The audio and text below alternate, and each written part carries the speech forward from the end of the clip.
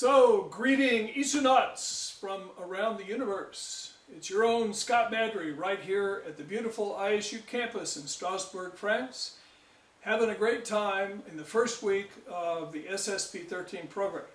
A lot of stuff is going on here at ISU and also in the space world. So one thing I wanted to talk about that's happened this week in the space world is a really big launch from Kourou on a Soyuz rocket. How weird is that? They launched the first 4 of the O3b satellites. If you don't know about O3b, you definitely need to go look it up. O3b is a really exciting new development in satellite telecommunications. They launched the first 4. Initial capability will be with 8, eventually 12 satellites. It's a very interesting design. It's at an 8,000 kilometer altitude.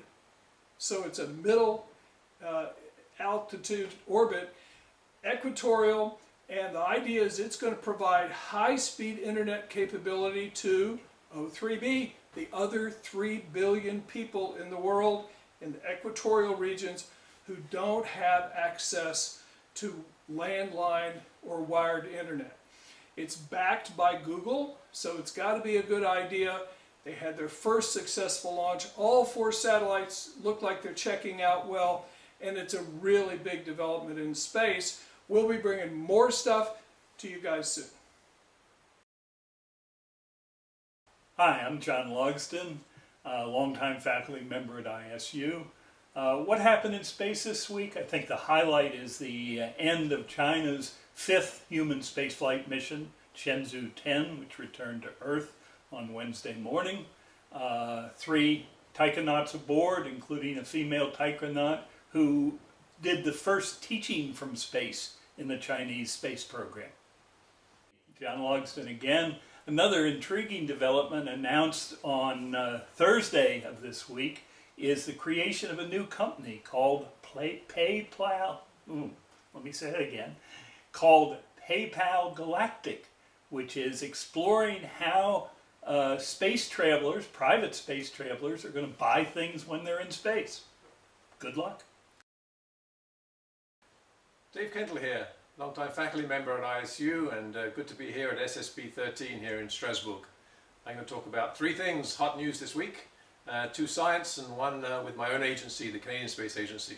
So you should know about the Interface Region Imaging Spectrograph, IRIS, which is going to be launched by NASA on a Pegasus from Vandenberg, I think today, and you should check that one out. It's going to be an amazing mission, and get to know more about our near-Earth region, and for you space weather buffs, it'll be a great mission.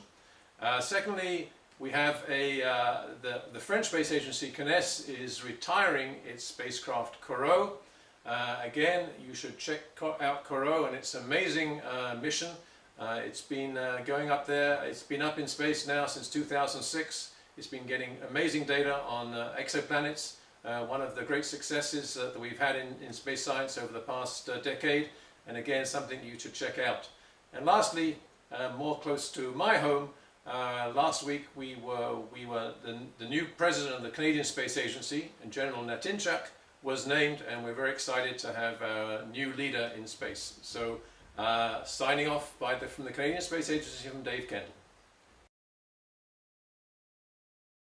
I'm Jim Burke, and this week in space we saw the happy event of the Chinese taikonauts landing successfully after their mission. That was important. 3 new exoplanets were discovered orbiting a star that's 22 light years away, and that star probably has 5 or 6 other planets orbiting it. The whole exoplanet field, of course, is exploding with new discoveries and new ideas by people about what to do to learn more about these other worlds out there. But these 3 exoplanets are particularly interesting because they're thought to be in the habitable zone around the star, far enough from the star to not be burned up by it and not so far away that they're freezing.